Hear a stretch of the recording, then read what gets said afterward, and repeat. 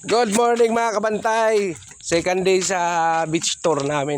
Dito kami sa ngayon, sa Villa Kamalig, Calatagan, Batangas. Ayan, maglalakad tayo doon sa dulo. Ayan yung ibang kasama natin. Ayan. At yung iba nauna na. Dito naman kami ngayon kasi dito mababaw lang. Libre to sa package na kinuha. So libre yung entrance.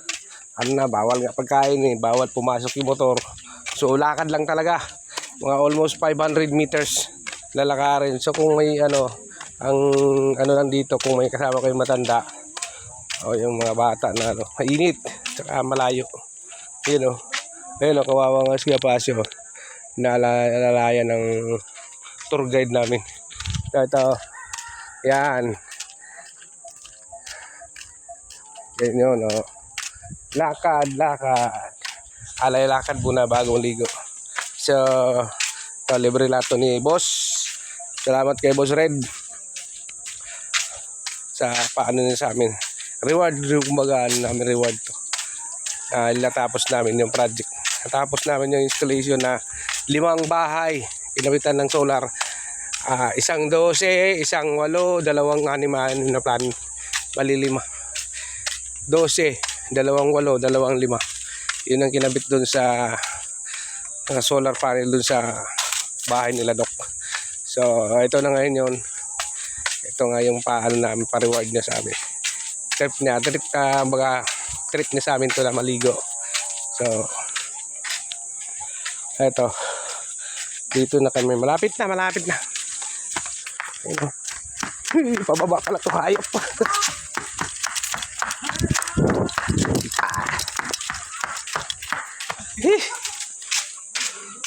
Tara. Ang ganda. Ganda ng beach. Ito talaga malinis kasi walang makakapasok na pagkain. So talagang ligo lang talaga.